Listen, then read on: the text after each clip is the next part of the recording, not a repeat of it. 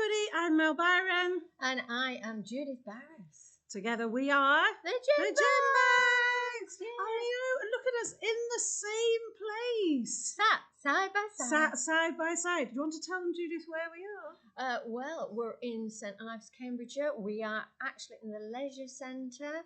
We are just underneath the gym. Could we be working out, Mel? What do we think? Oh, maybe after we've done this. Actually, should we tell them why we're in the same place? Well, because they've got a nice cafe, isn't it? So, yeah, why are we here, dude? We're going to film a fitness video. Watch out for that. Gym bags, fitness. Yeah. Oh, I didn't realise we had a theme tune. Gym bags. I like it. But first, before we talk to the lovely people, before they see me making a fool of myself on a future episode, what time of year is it, Jude? It's Christmas. Yay! Well, it's not quite as good as Noddy Holes.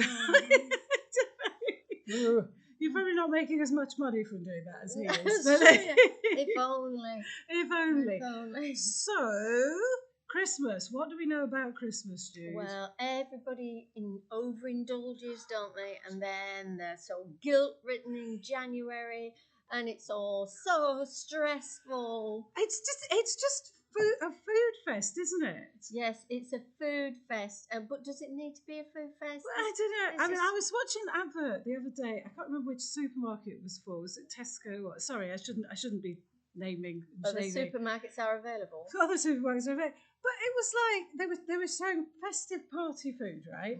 And it was things like breaded mozzarella sticks, and I thought. Yeah. When did they become a Christmas tradition? Up in rural Lancashire, where I come from, we didn't have breaded mozzarella. The Three Kings didn't bring bread. They didn't bring gold, frankincense, and breaded mozzarella sticks.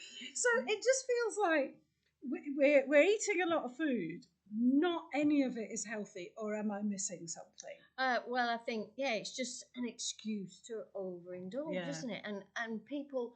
You know, it lasts 3 weeks with office parties. It lasts 4 weeks. Does it need to last that long? I think that is the first thing is, does it need to last that long? Okay. You know, you fall off the wagon. Oh, no, I'm going to start my diet in January. Yeah. So then you have 3 weeks, 4 weeks of overindulgence when really you could have, it's Christmas Day and Boxing Day. Maybe Christmas Eve, if you're going out, Christmas Eve meeting family, that's 3 days. So up to then, you could try your best. Okay, you've had an office party, so you've relaxed during the party. Yeah, of course. And then you've maybe had another week when you can eat not so much crap and mozzarella. Maybe wouldn't be so bad. It's the breadcrumbs around it. Well, this is the yeah. So you eat better, and also I think it would be quite motivational. Maybe it's just me thinking, 10 days I'm going to be really, really good. But then at Christmas everything is going to be relaxed, and you're going to eat and drink what you like. Yeah. But not for 3 weeks. But that's just for maybe 3 days. So you're saying pace yourself a bit better. You have been listening to these podcasts, haven't you? Pacing yourself. I have been listening. So, because we get into a thing now, I think, where as soon as, but we're not even bonfire night, Halloween is over, it's straight into the the breaded mozzarella sticks. Breaded mozzarella, And Easter eggs in the shops. Easter eggs in the shop. I mean, God, do you remember the days when Easter eggs were in the shops? Not until Boxing Day, and they were simple. But Christmas stuff, I genuinely took a picture. I've got it on my phone of, I can't remember, it was Asda in Bexley Heath, which had Christmas things on the Wednesday after August Bank Holiday Monday. Flipping out. I know, she was going to swear. I know, and it wasn't. It was all Cadbury's, other chocolate mangoes. It was Cadbury's puds and things like that. And I just thought, and it was roasting hot. I remember I'd just gone in to get some lunch, and I thought, it's the 28th or something of August. Why are we having a Christmassy thing? And I feel like, it's like we've extended it, and what we've extended is not the celebratory bit, but the junk food. The junk food bit, we've extended it. So you've answered the question for everybody.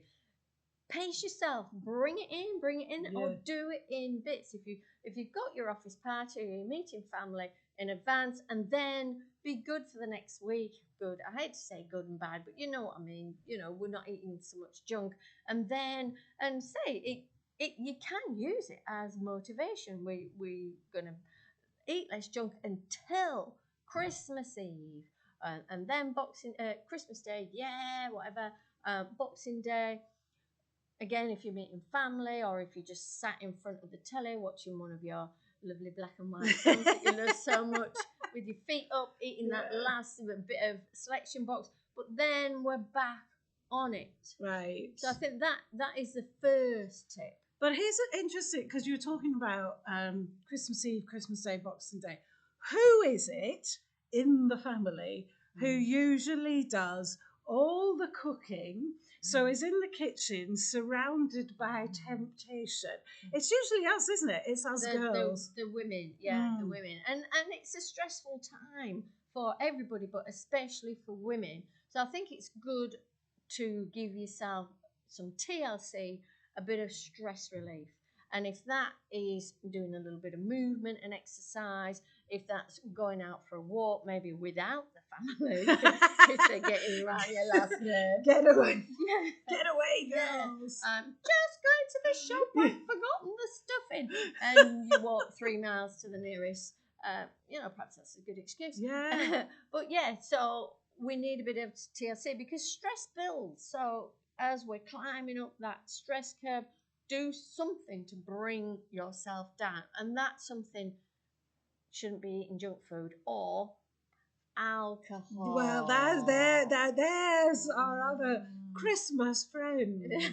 I don't know. I haven't got statistics. Maybe I should look them up. But how much alcohol we consume over Christmas? It's a lot, isn't it? Yeah, it's a lot. And again, pace yourself. It doesn't have to be that sudden 3 weeks. But the thing, the office party, I think, is again one of these things, and this is any age. The office party, it's almost like we're having an office party. We're not having a gym bags Christmas party. We should have a gym bags Christmas. Maybe we should do it after Christmas when we pace ourselves so much that we'll do it in January. Sorry, I interrupted you. You go back to your office party. So we're at the office party, and it's that end of the year. The boss is in a good mood, and often the drink is flowing and it's free. I would say if they've paid for it, you want to fill your boots. You think, well, heck, I haven't enjoyed the rest of the year, so they owe me. Yeah, exactly. Yeah. So it's a bottle of Prosecco each, and the rest, and. What should we be thinking about in that situation? Also, there's peer pressure as well, isn't there? How can you pace yourself? Well, there's this new thing that all the young people are talking about now. Oh, young people. It's called... Right, we're back. We're back. You may have noticed, if you're watching this on video, we had to move. We got moved on from our lovely place. Yeah. And 2 old bags got moved on. 2 old bags got moved on because there's a big event coming in. Yeah. They didn't want us for the event. They didn't want us. Rude. Well, they probably heard us telling people they shouldn't drink too much. That was it. Alcohol. That was where we were. That's where we were. You were talking about a free bottle of Prosecco. A free bottle of Prosecco, dude, at the office party. Peer pressure. We got as far as peer pressure. I was telling you about something all the young people. Oh yeah, we were talking about young people, it was fine to cut that. So young people. Apparently, there is this thing now called zebra drinking. Okay, go on. Yeah. It's now got a name. Zebra. Apparently, so technical that they've had to give it a name. You have an alcoholic drink, you have a non-alcoholic drink. You have an alcoholic drink, you have a non-alcoholic drink. And it's called zebra drinking. Oh, okay. Black and white, like stripy drinking. Well, I mean, what did we used to call it? Being sensible at least. I actually had a young colleague who used to do that. We didn't know it was called that 10 years ago. It wasn't called that 10 years ago. It's now these influencers. Influencers. Well, we're influencers. We're trying our best to be influencers.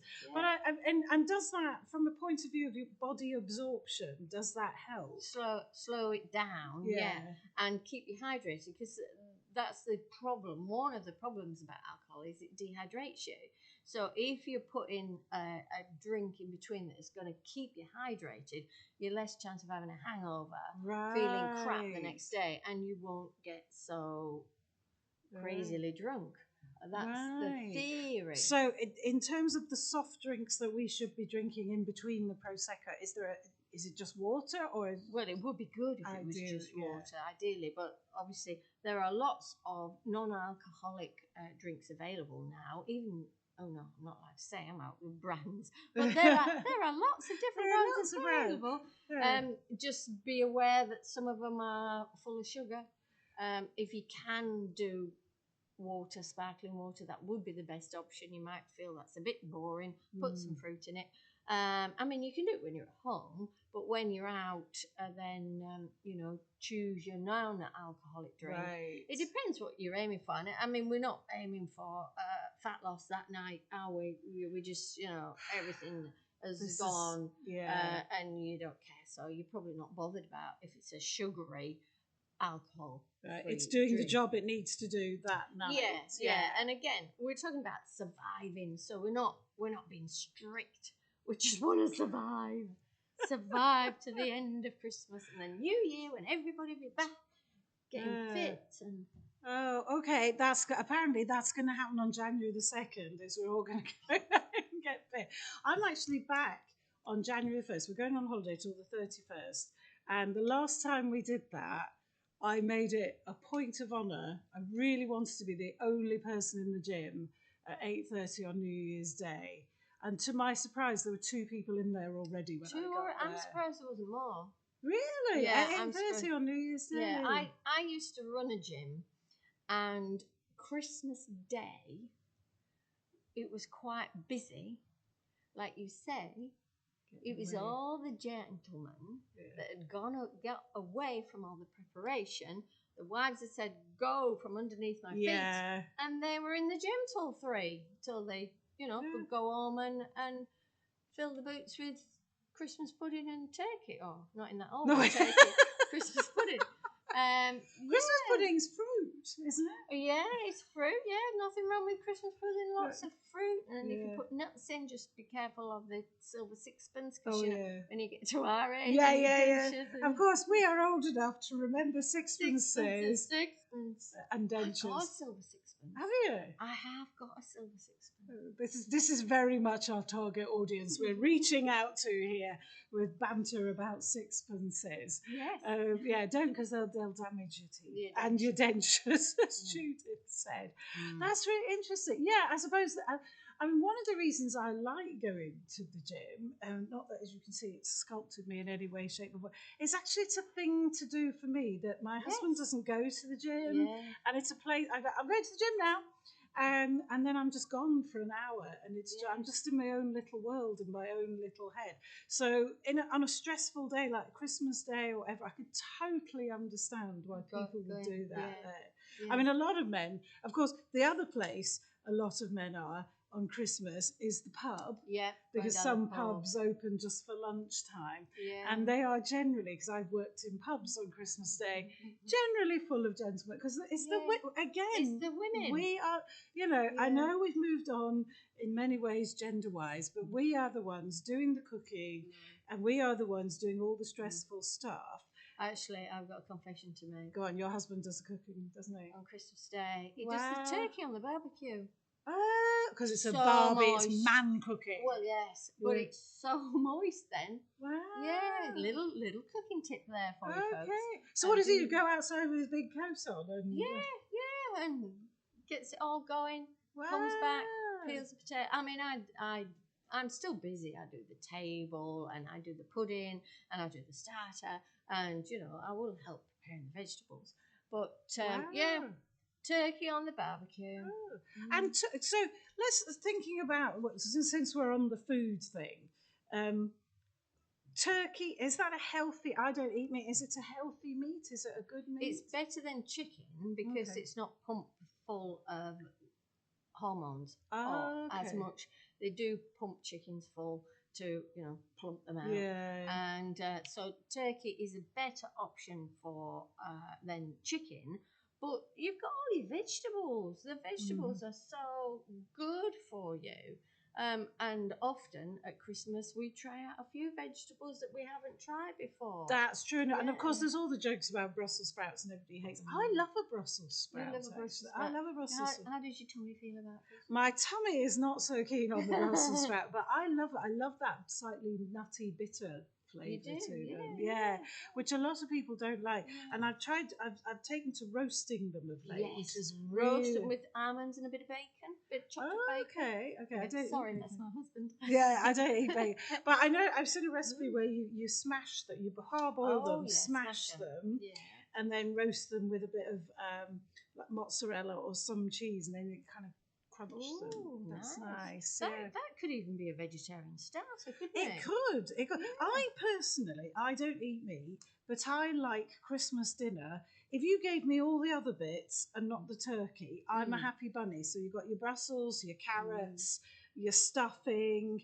your roast potatoes. That for me is a good enough meal. That's a good enough. Do you not have any gravy on it then? Well, it would have to be made not with the turkey. Right. Of course, confession time. Of course, if I wasn't full, then obviously there's plenty more to cut. I'd be filling up on mince pies, Christmas pudding, and so on. But it's an interesting point. You know, there's vegetables, there's stuff we try that we wouldn't normally try. Turkey is it's a lean meat as well as far as I understand. Yeah. So it's compared to some. It's quite a healthy alternative. And then, of course, when you've got leftovers, you can use the leftovers to try something else out that you wouldn't normally try. Yeah.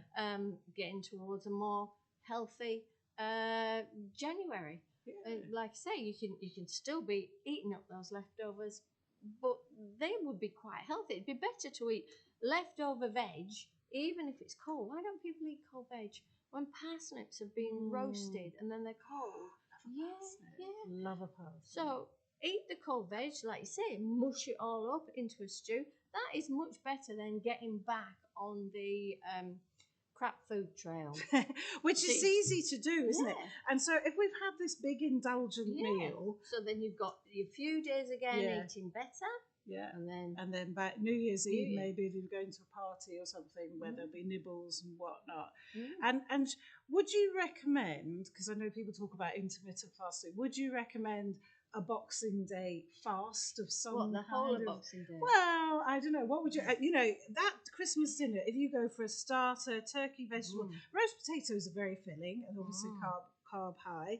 Then we've got Christmas pudding, custard, or whatever it is we have it. That's one heck of a dinner. It's one heck of a dinner. And if you make it last all afternoon into the evening, then plus the drinks, plus the chocolates, the quality street. You just got to remember that the way the alcohol is affecting your blood sugar and the sweet thing. So you are full, your belly's full, but your blood sugar could still be dropping because of the high sugar and the alcohol, and then you get that reaction when it drops again. So maybe, I wouldn't recommend anybody fast for the whole of Boxing Day, especially if you're with family and it's stressful. Okay. You really don't want to be fasting when it's stressful. You've got enough stress going on. But maybe, if you did finish your meal late, you might want breakfast a little bit later in the day, or maybe a smaller breakfast. There are different ways of fasting, which some people may not say is true fasting. But there are still ways to almost give your body a rest so it can finish what it wanted to do with everything that you'd eaten the day before and get rid of all the toxins and get rid of all the alcohol toxins. So, maybe just a few days of TLC and then you're back on it for New Year rather than that whole Yeah, then just indulging all week because you've got the boxes of Quality Streets and which have shrunk. They have. I know. It's a big scandal. It's a big scandal. It is a massive scandal. Massive scandal. When they used to be in a proper metal tin like this, and they're shrinking in front of our eyes, and now this and the weight of the boxes. Not that we should be complaining, of course. This is less temptation. Do you remember those boxes of Family Circle biscuits? Oh yeah, they were very much a feature of my childhood Christmases, and it was kind of the best biscuit. They would always go first, and all you were left with by the end of Boxing Day was Nice. Yeah, those plain ones with the sugary one, or the shortbread. Yeah. But anything that had chocolate on it had silver paper. Where has this come from? You know, that we have to have a good box of biscuits for Christmas. It's just you'd sort of be leading up, and kids would go in the pantry and they'd want a biscuit, and can I have a biscuit, Mum? Yeah, no, don't touch them. They're Christmas. They're the good biscuits. They're for Christmas. I know. And like the tin of ham that opened with the key. What had that to? Jesus is born. Let's have a tin of ham. I don't want. Somebody out there is going to point out the irony of eating ham to celebrate Jesus. But this is all we're here for. Well, oh my goodness. But we shouldn't perhaps be nostalgic for that, because when we were younger, we could digest this stuff quick. You'd run it off, you'd be running down the street, and you'd run it off, you'd be playing snowballs. Yeah. Or if you got a rally chopper for Christmas, you'd be always wanted a chopper. So did I. My mum and dad couldn't afford to buy me. No, they couldn't mine. And also, I kept being told if you were a boy, you could have a bike. But let's not go. Now let's not go there. And now that is a different podcast. That's an entirely different podcast. I know. Okay. That is childhood trauma. That's the childhood trauma podcast. But listen, I think we should, because I think we've given lots of good advice. Well, you have. We're freaking everybody out. Yeah, we're freaking everybody out now with complex PTSD. Childhood trauma. Childhood trauma. You can never chopper because you was a girl. Do you know what? A boy. If you took that sentence out and without a context, that's got to be the trailer. That's got to be. Forget the one with the tree. Forget the one with the tree. Yeah. But anyway, Jude, as ever, you've given us splendid advice. And apologies for the little interruption where we got thrown out of our recording location. I don't know if they had an event coming in. They just wanted rid of us. They just wanted rid of the old bags. But there you go. So listen, have a good but non-indulgent Christmas. Well, just indulge a little bit and then get back on the wellness trail. Because you'll feel better in January if you... You heard it from an expert here. So until next time, I'm Mel Byron. I'm Judith Barris. Together we are the Gym Bags. Ooh, and the light.